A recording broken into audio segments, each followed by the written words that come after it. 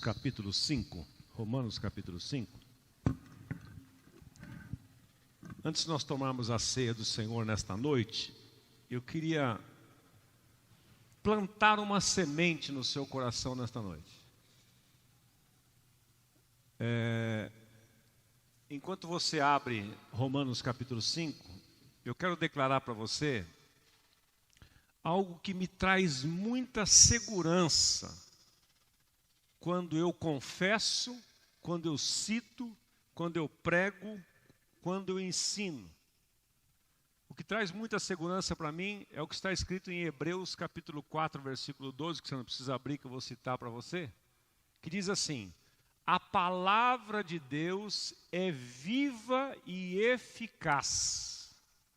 Ela é mais penetrante que qualquer espada de dois gumes, espada de dois fios, e ela penetra até a divisão da alma e do espírito, das juntas e das medulas, e ela é apta para discernir os pensamentos da mente e do coração do homem. E o versículo 13 diz assim: portanto não há criatura alguma encoberta diante de Deus. Então o que eu quero dizer com isto que me traz segurança? O que me traz segurança é que quando eu abrir a palavra aqui, como estou fazendo, quando eu pregar a palavra aqui, como eu vou fazer, eu sei que ela é viva e eficaz. Eu sei que ela vai bater em você e vai penetrar em você e vai produzir algo dentro de você. Porque a palavra de Deus é assim. A palavra do homem, ela comunica. A de Deus transforma. Diga comigo assim: a palavra de Deus transforma. Porque ela é viva e eficaz. Cite isso. Ela é viva e eficaz. Diga para as pessoas do seu lado: olha, a palavra de Deus é viva e eficaz. Ela transforma. Ela transforma.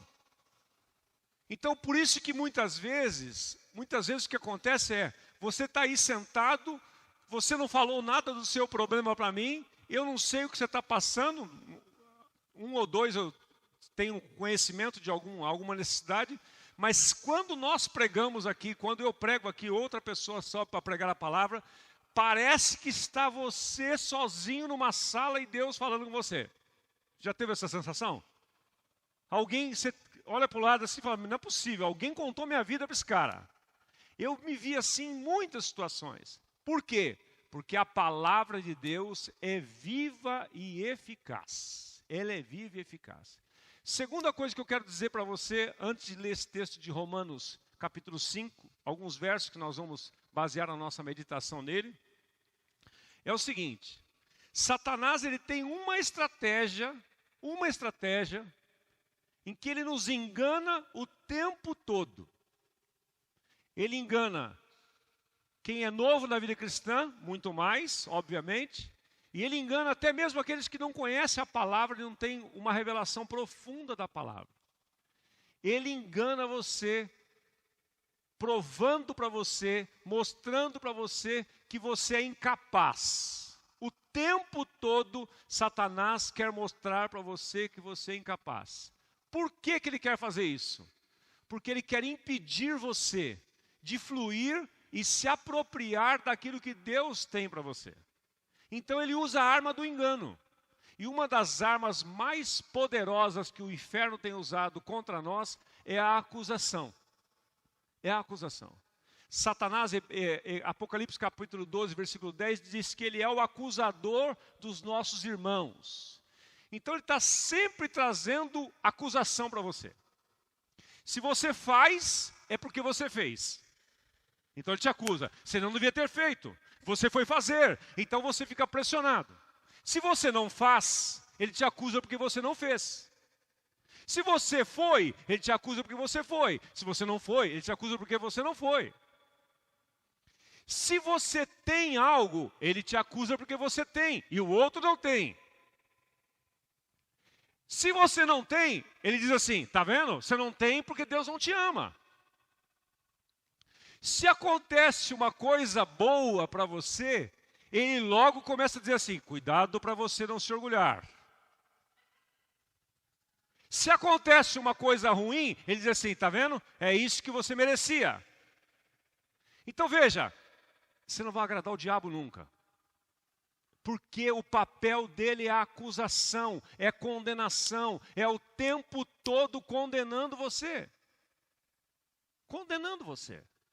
Por quê? Porque esta arma paralisa você. Esta arma que ele usa, que ele tem, paralisa você. Você se sente desabilitado. Você não se sente capaz de fazer nada. Você não se sente apto para nada. Ele não quer que você faça nada. E aí você fala, tá bom, não vou fazer nada. Aí ele te acusa porque você não fez nada. Não tem jeito de agradá-lo. Abra comigo antes de Romanos 5 para você ver esse texto e talvez seja novo para alguns de vocês, Apocalipse capítulo 12. Veja aqui que interessante. Que interessante. Capítulo 12, versículo 7. Vamos ler aqui, quer ver? Capítulo 12, versículo 7. Houve então uma guerra nos céus, Miguel e seus anjos lutaram contra o dragão, e o dragão e os seus anjos revidaram. Versículo 8 agora. Mas estes não foram suficientemente fortes, e assim perderam o seu lugar nos céus. O grande dragão foi lançado fora. Ele é a antiga serpente, está falando de Satanás. Ele é a antiga serpente, aquela que atacou lá no Jardim do Éden. Chamada Diabo ou Satanás. Satanás, a palavra Satanás significa adversário, inimigo. Ele é inimigo, ele não é seu amigo. Inimigos não abençoam, inimigos procuram derrotar você o tempo inteiro. É isso que ele é. Então eu vou te dar uma chave hoje à noite para você viver em paz com Deus. Que hoje nós estamos começando essa série falando sobre venha o teu reino, sobre as nossas emoções. E o primeiro tópico que nós vamos trabalhar aqui é a paz com Deus. E você vai descobrir como ter essa paz com Deus e não vai permitir mais que o diabo te acuse de mais nada. Você precisa usar essa ferramenta. Essa arma que Deus vai nos dar através da sua palavra. Ele e os seus anjos foram lançados fora. Satanás e seus anjos foram lançados fora. Versículo 10. Ouviu uma voz dos céus que dizia: agora veio a salvação e o poder e o reino do nosso Deus, e a autoridade do seu Cristo. Foi lançado fora quem? O acusador dos nossos irmãos. Ele os acusa diante do nosso Deus dia e noite. Mas eles o venceram pelo sangue do Cordeiro e pela palavra do testemunho que deram, diante da morte não amaram a própria vida. Portanto, celebrem os céus e os que nele habitam, mas ai da terra e do mar, pois o diabo desceu até vocês, ele está cheio de fúria, pois ele sabe que pouco tempo lhe resta. Então, primeiro cenário que eu quero te mostrar aqui. Eu e você temos um acusador, que de dia e de noite ele está perturbando você. Como já disse, se você faz, é porque você fez. Se você não fez, é porque você não fez. Então não tem como agradá-lo. Como é que você pode ficar livre desta acusação? Como você pode ficar livre dessa acusação? Porque se você se sentir acusado, você se sente desautorizado. Você não sente autoridade para fazer nada. Você não se sente apto, não se sente capaz. Você não se sente à vontade. Você não tem coragem. Você anda de cabeça baixa. Você entra em campo que nem o Messi entra em campo quando põe a camisa da Argentina. Você já viu como é que ele entra? Ele é uma pessoa quando está com a camisa do Barcelona e outra quando a camisa da Argentina. Parece uma armadura em cima dele. Os que estão acompanhando o futebol. Eu tenho dó dele até. Mas ele anda de cabeça baixa, porque aquilo é um peso para ele. E Deus quer livrar você deste peso hoje à noite. E Ele vai libertar alguns de vocês aqui que estão andando sem autoridade. Deus já te deu poder e autoridade. Você precisa se apropriar disto. Você é filho do rei. Mas por que você não anda? Porque você está debaixo de acusação tantas vezes, de condenação tantas vezes, ele está te pressionando tantas vezes. Satanás é um símbolo, um dos símbolos de Satanás do Velho Testamento foi Golias. Golias passou 40 dias afrontando todo o povo de Israel. Afrontar é ridicularizar, é perturbar, é desvalorizar. É isso que Satanás faz. Até que Deus levantou Davi, que tinha o Espírito de Cristo e não quis nem saber. Ele foi para cima e venceu. Por quê? Porque ele não se sentia acusado. Os outros não tinham essa revelação. Eram mais fortes fisicamente, os exércitos, mas não entraram na batalha contra aquele acusador. Ele é o tipo de Satanás, Golias, acusando e confrontando e afrontando, melhor dizendo, o povo de Israel. Então eu queria te dar uma chave hoje que está em Romanos capítulo 5. A mensagem vai ser muito objetiva. O importante é você ter isso na sua mente. Você tem um acusador que de dia e de noite tenta acusar você porque ele quer paralisar você. A estratégia do inferno é paralisar a igreja. Como é que ele paralisa? Acusando e condenando o tempo inteiro. Porque quando se sente acusado, você não é capaz de falar de Cristo para as pessoas. Aparece uma necessidade, você vai falar, pensa em falar com ela, ele já te acusa. Como é que você vai falar com a pessoa do amor de Deus se você não esteve no culto ontem? Como é que você vai fazer isso se você não orou hoje cedo? Então ele está sempre te acusando. Está sempre te acusando, te condenando, porque ele quer paralisar você. E hoje você e eu vamos ser livres de toda a afronta do inferno, de toda a acusação do inferno, por causa desta chave que a palavra de Deus vai nos dar. Romanos capítulo 5. Abra comigo, Romanos capítulo 5. Agora sim, Romanos capítulo 5. Romanos capítulo 5. Eu vou lendo aqui e expondo parte a parte esse texto, para você entender o contexto dele diante de tudo isso, para que nós tomemos o memorial da ceia hoje, de acordo com o propósito pelo qual Cristo morreu e ressuscitou. Romanos capítulo 5, versículo 1, a palavra de Deus diz o seguinte: tendo sido, pois, justificados pela fé, temos paz com Deus, por meio de nosso Senhor Jesus Cristo, por meio de quem obtivemos acesso pela fé a esta graça na qual estamos firmes e nos gloriamos na esperança da glória de Deus. E não somente isto, nos gloriamos também nas tribulações. Nas tribulações. Porque sabemos que a tribulação produz perseverança. A perseverança produz um caráter aprovado. E o caráter aprovado produz esperança. E a esperança não nos decepciona, porque Deus derramou o seu amor em nossos corações por meio do Espírito Santo que nos concedeu. De fato, no devido tempo, quando ainda éramos fracos, Cristo morreu pelos ímpios. Dificilmente haverá alguém que morra por um justo, embora por um homem bom, talvez alguém tenha coragem de morrer. Versículo 8, é uma chave também. Mas Deus demonstra, Deus prova o seu amor para conosco. Como que ele prova? Pelo fato, não é promessa, é fato, já aconteceu. Pelo fato de ter Cristo morrido em nosso favor quando éramos ainda pecadores. Como agora fomos justificados por seu sangue, muito mais ainda, por meio dele seremos salvos da ira de Deus. Se quando éramos inimigos de Deus, fomos reconciliados por ele mediante a morte do seu filho, quanto mais agora, tendo sido reconciliados, seremos salvos por sua vida. Não apenas isto, mas também nos gloriamos em Deus, por meio de nosso Senhor Jesus Cristo, mediante quem recebemos agora a reconciliação. Espírito Santo de Deus, toma essa porção das Escrituras como uma espada afiada que ela é. A tua palavra é viva e eficaz.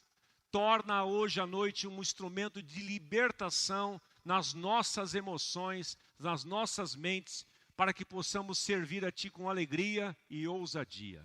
Em nome de Jesus, aquilo que eu não puder, Espírito Santo, comunicar, toca os corações, move, interpreta, Senhor, para a realidade de cada um, para que todos nós saímos daqui hoje à noite livres, abençoados, leves e encorajados pelo poder da Tua palavra, em nome de Jesus. Amém. Vamos olhar aqui um detalhe. Versículo 1, Romanos 5. Tendo, pois, justificados pela fé, temos paz com Deus. Deixa eu mostrar para você um pouquinho do que isto significa, do que Paulo está dizendo dentro de todo o contexto. No capítulo 1, 2, 3, 4 de Romanos, se você for ler Romanos, você vai perceber isto. Você vai ver o apóstolo Paulo mostrando a depravação do homem. Mostrando que o homem, ele por causa do pecado, ele se tornou escravo do pecado, a morte entrou na vida de todos, e ele chega em Romanos 3, 23 assim, porque todos pecaram e destituídos estão da glória de Deus. Então, é por isso que aqui ele cita assim, no passado nós éramos inimigos de Deus, agora nós somos reconciliados. Então, o que é que está mostrando esse texto? Mostrando que todos nós, e isto é importante você saber, nascemos em pecado. Você não é, como algumas filosofias dizem, uma folha em branco, que o meio que você viveu contaminou você e deixou você ruim. Não é a verdade da palavra.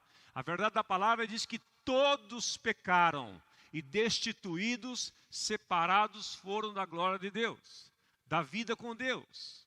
Então, desde quando o primeiro homem e a primeira mulher lá no Éden pecaram contra Deus, diz Romanos 5,12, diz que a morte passou a todos os homens, porque todos pecamos. Então, nós somos tudo igual pé, igual modo, nós somos inimigos de Deus, distantes de Deus. Por isso, não temos paz. Porque não se tem paz quando vive em guerra. Por isso, quando você tem um inimigo e você não houve a reconciliação com ele, você não tem paz, não tem comunhão, você não tem relacionamento. E era assim o nosso estado. Nós não tínhamos paz com Deus. Nós éramos inimigos de Deus. Nós vivíamos, conforme Efésios capítulo 2 diz, fazendo a vontade da nossa carne, dos nossos pensamentos, estávamos todos debaixo da ira de Deus. Estávamos todos debaixo do juízo de Deus. Todos nós estávamos debaixo de condenação. O que é que Deus fez? Isto é maravilhoso do Evangelho. Romanos 5,1 diz o que ele fez. Justificados, pois, pela fé. Ele nos justificou em Cristo Jesus. Porque era impossível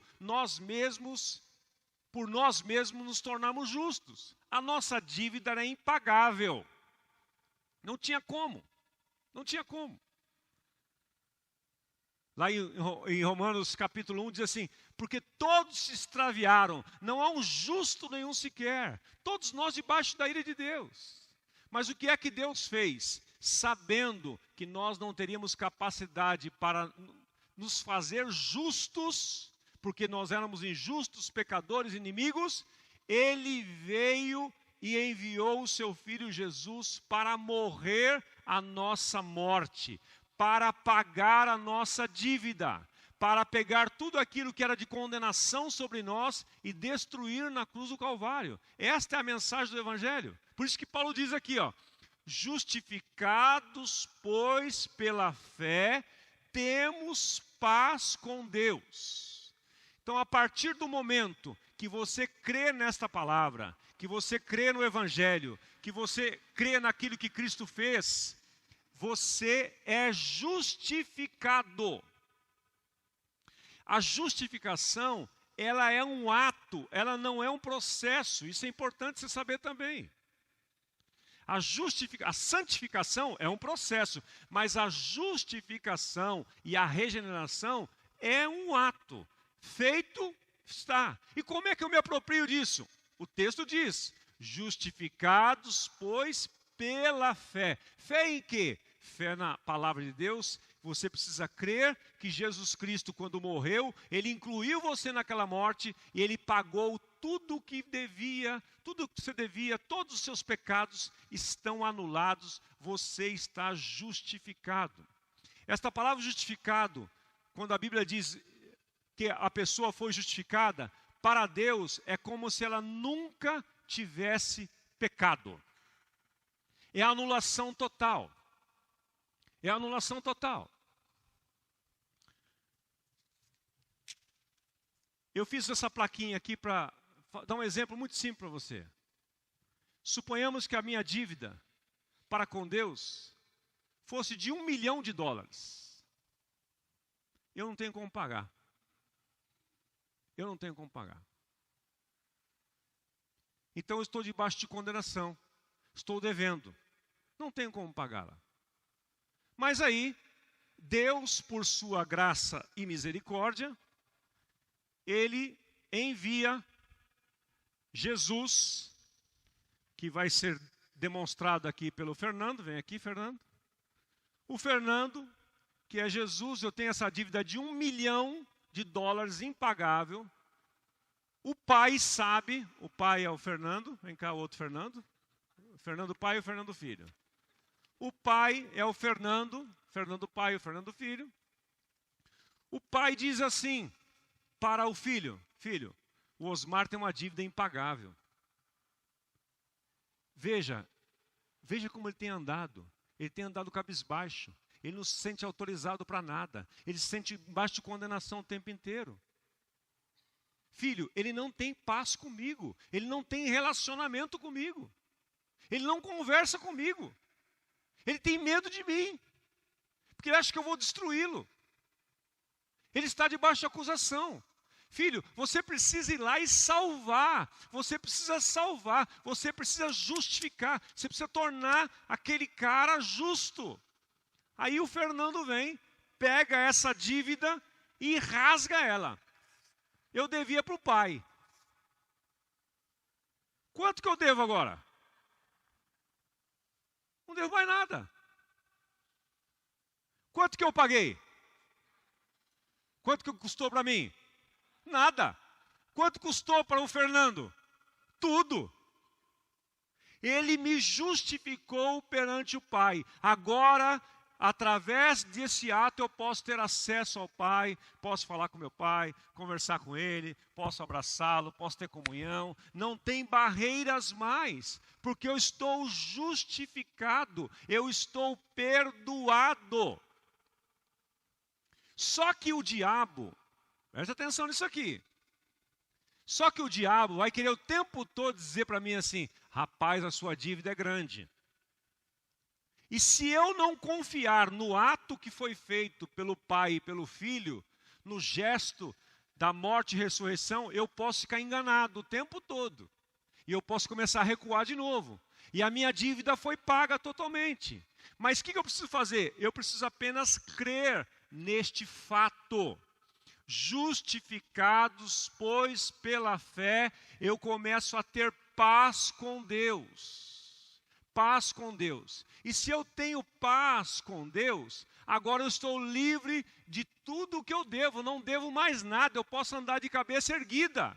Eu posso ter a minha autoridade restaurada. A minha credibilidade restaurada. Eu não devo mais nada. Eu posso sair. É isto que é a justificação, de forma muito simples, para que até uma criança entenda. Você já foi perdoado em Cristo Jesus. Vamos louvar a Deus pela obra do Pai e do Filho aqui.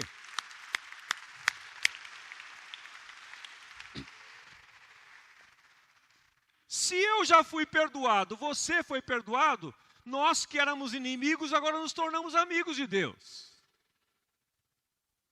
Aí o acusador, que vai tentar enganar você o tempo todo, você precisa dizer para ele: olha, está pago a minha dívida, não devo mais nada, eu estou justificado.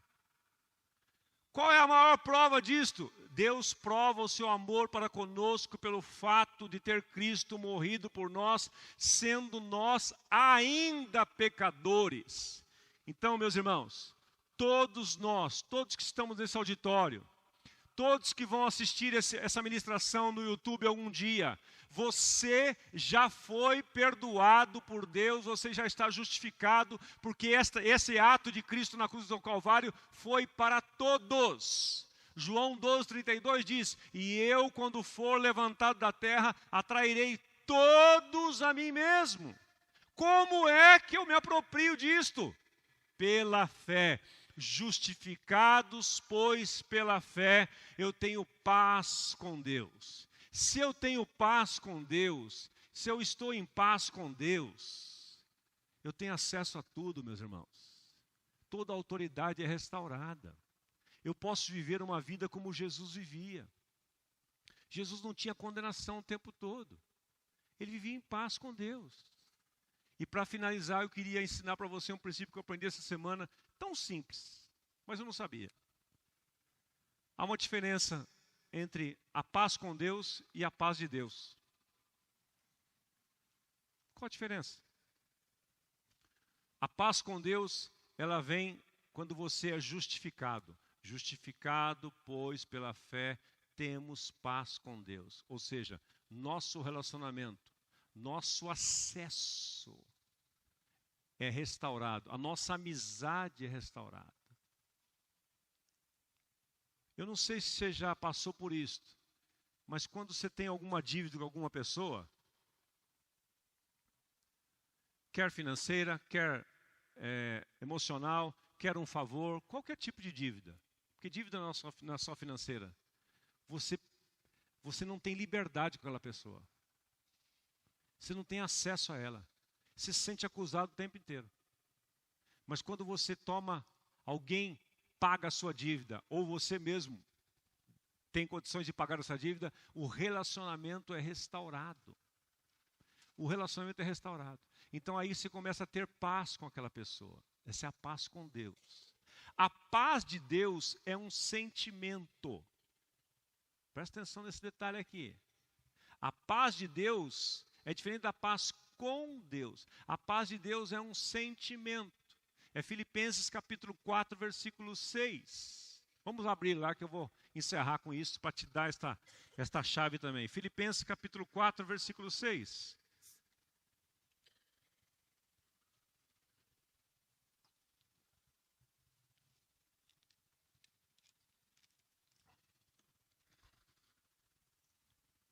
Filipenses capítulo 4, versículo 6 e 7. Que ficou novo para mim essa semana, meditando sobre isso, estudando esse assunto.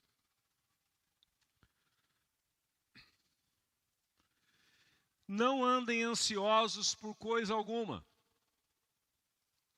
Olha como a paz de Deus está ligada a emoções. Olha só, Paulo está dizendo aqui, ó, você que está ansioso, não ande ansioso por coisa alguma. Não andeis ansiosos por coisa alguma, mas em tudo, pela oração e súplicas, com ações de graças. Quer dizer, como é que você vence a ansiedade? Através do relacionamento com o Pai.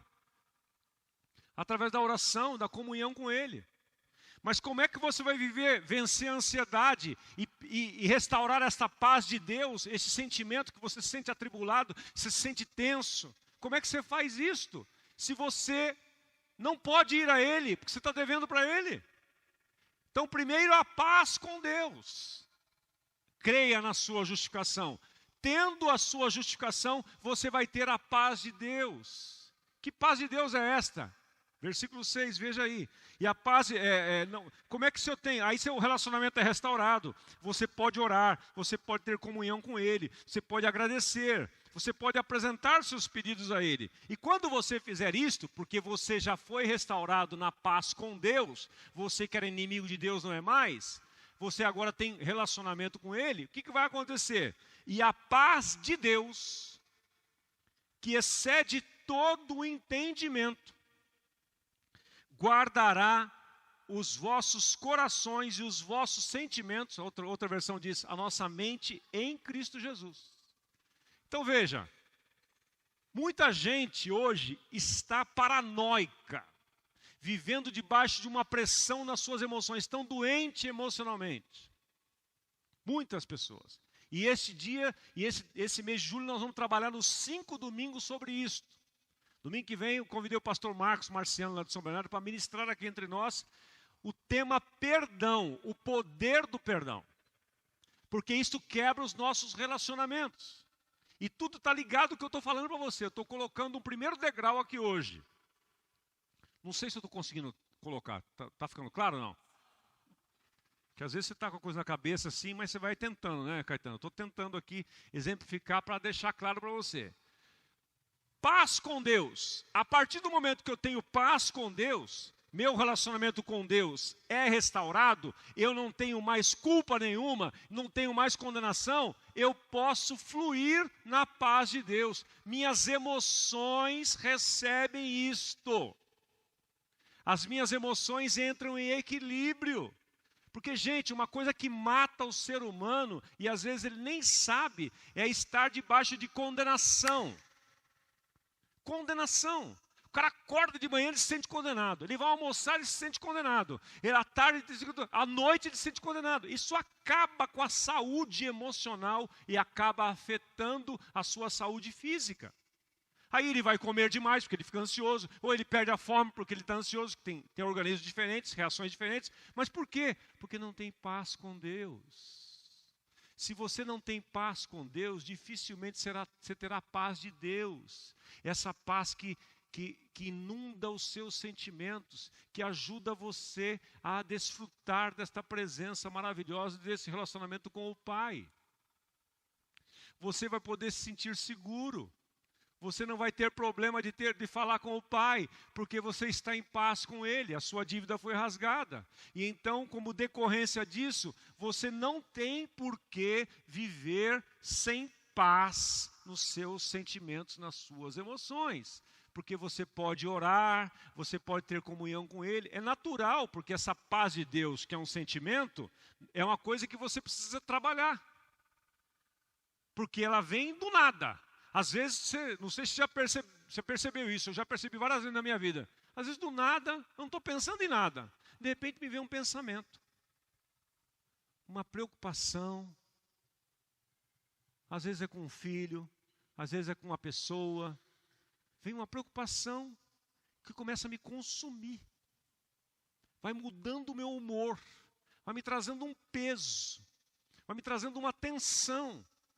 E eu vou perdendo a paz de Deus, que é um sentimento que traz equilíbrio à minha emoção, e eu começo a ficar tenso com aquilo. Ficando tenso com aquilo, não sei se acontece com você, você começa a ferir as pessoas ao seu lado. Você começa a dar respostas atravessadas para a esposa, para o marido, para o filho, e ninguém sabe o que está acontecendo. Tem um turbilhão dentro de você. Porque você não tem a paz de Deus. Então, como é que você restaura isto? Acreditando que você já foi perdoado, você já foi justificado, você é filho. E deixa eu contar um negócio para você bem simples.